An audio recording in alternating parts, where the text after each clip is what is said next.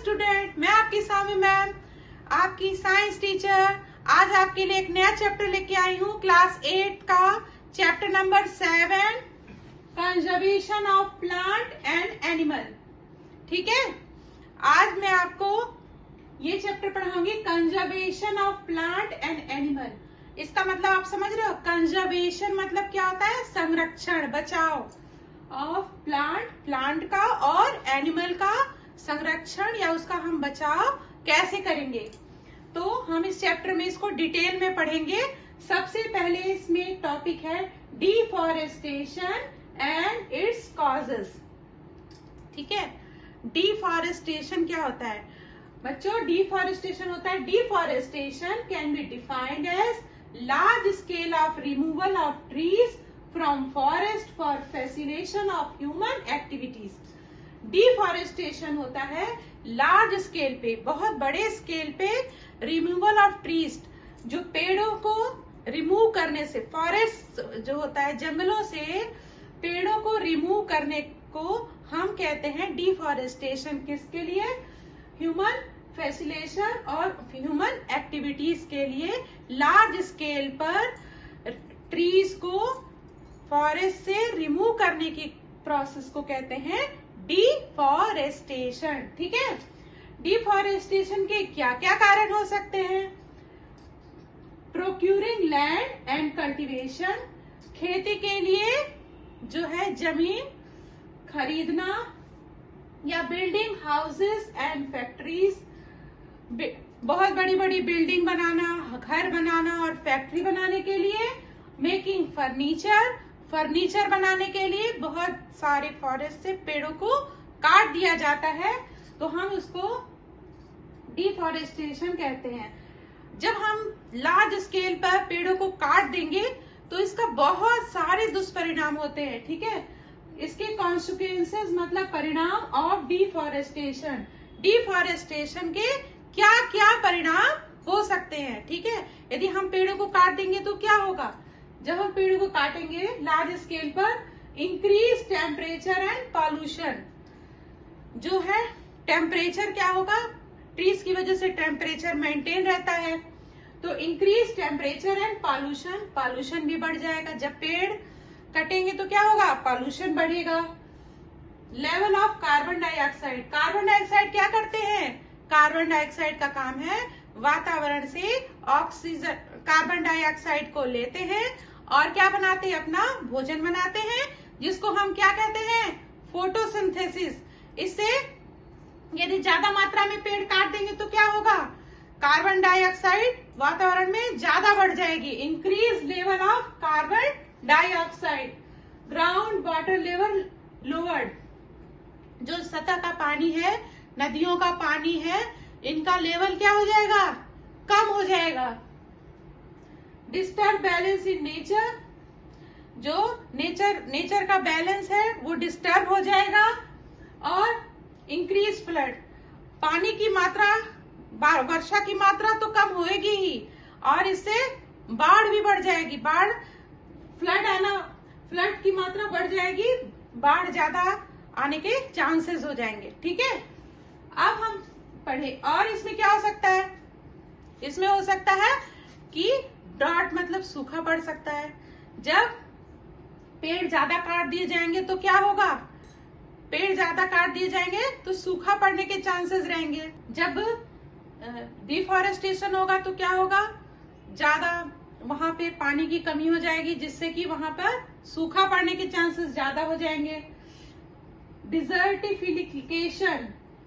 Desertification माने क्या होता है? जब कोई फर्टाइल लैंड डिजर्ट में बदल जाती है तो हम उसे कहेंगे डिजर्टिफिकेशन। ठीक है, अब हम पढ़ेंगे conservation of forest and wild life. Forest का और वाइल्ड लाइफ का कंजर्वेशन यानी उनका संरक्षण हम कैसे करेंगे? कंजर्वेशन किसको कहते हैं? The maintenance and upkeep of forest is called forest conservation. ठीक है, जो उनके फॉरेस्ट है उनका मेंटेनेंस और upkeep of forest is called forest conservation. Forest के जितने भी उसमें पेड़ पौधे हैं या उसमें जीव जंतु है, उनको हम बचा के रखने को फॉरेस्ट कंजर्वेशन कहते हैं। फॉरेस्ट कंजर्वेशन हम कैसे कैसे कर सकते हैं? Cutting of trees should be stopped, हम पेड़ को काटने से रोक सकते हैं। Grazing of animals should be protected, grazing मतलब जो चरने वाले जानवर होते हैं उनको हम जो है फॉरेस्ट में, जंगलों में जाने से रोक सकते हैं। रिफॉरेस्टेशन, रिफॉरेस्टेशन मतलब ज्यादा से ज्यादा पेड़ उगा के फिर से फॉरेस्ट बनाने को हम कहेंगे रिफॉरेस्टेशन। वन महोत्सव, वन महोत्सव क्या होता है? साल में एक बार खूब सारे पेड़ लगाकर हम वन महोत्सव मना सकते हैं। प्रोटेक्ट फ्रॉम फायर, आग से हम जंगलों में आग लगने से बचा सकते हैं, जंगलों को आग लगने से बचा सकते हैं, ठीक है। और वाइल्ड लाइफ जो होती है उनका हम कंजर्वेशन कैसे कर सकते हैं? Illegal hunting of animal prohibited, जो इलीगल हंटिंग मतलब जो कि वो शिकार जो होता है ना, शिकार करने को रोकना चाहिए। Reforestation help conserve animal, reforestation जो होता है एनिमल को कंजर्व करने में सहायता करता है। जो एनिमल के खाल से पर्स बन जाते हैं, हाथी के दांत से चूड़ियां बन जाती हैं, ये सब चीजें, इन सब चीजों पे रोक लगानी चाहिए, ठीक है, उसके खिलाफ एक्शन लेना चाहिए। तो इन सब पे ध्यान देने की जरूरत है। अब हम पढ़ेंगे wild life sanctuary. Wild life sanctuary क्या होता है? Areas where animal are protected from any disturbance and then their habitat, ऐसा एरिया जहां पर एनिमल और उनके जो एनिमल होते हैं और उनके हैबिटेट मतलब उनका जहां आवास होता है उसको विदाउट डिस्टर्बेंस उसका कंजर्वेशन किया जा सके, उनको बचाव किया जा सके, वहां उनका प्रोटेक्ट किया जा सके, उसे हम कहेंगे वाइल्ड लाइफ सेंचुरी, ठीक है। नेशनल पार्क क्या होता है? नेशनल पार्क होता है area reserve from wild life where they can freely use the habitat and natural resource, ऐसा एरिया जहां पे वाइल्ड लाइफ और जहां के वहां के जानवर फ्रीली रूप से वहां का हैबिटेट मतलब वहां के आवास और वहां के नेचुरल रिसोर्स को प्राप्त कर सके, उसे हम कहेंगे नेशनल पार्क।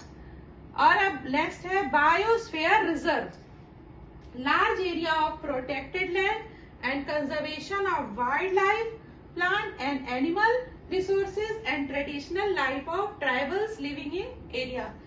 बहुत बड़े स्केल पे, बहुत लार्ज एरिया जो है उसको वाइल्ड लाइफ के लिए और प्लांट के लिए और वहां पे रहने वाले ट्राइबल्स मतलब जो आदिवासी होते हैं ना, उनको ट्राइबल्स कहते हैं, उनके लिए जो सुरक्षित किया जा सके उसको हम कहेंगे बायोस्फीयर रिजर्व, ठीक है।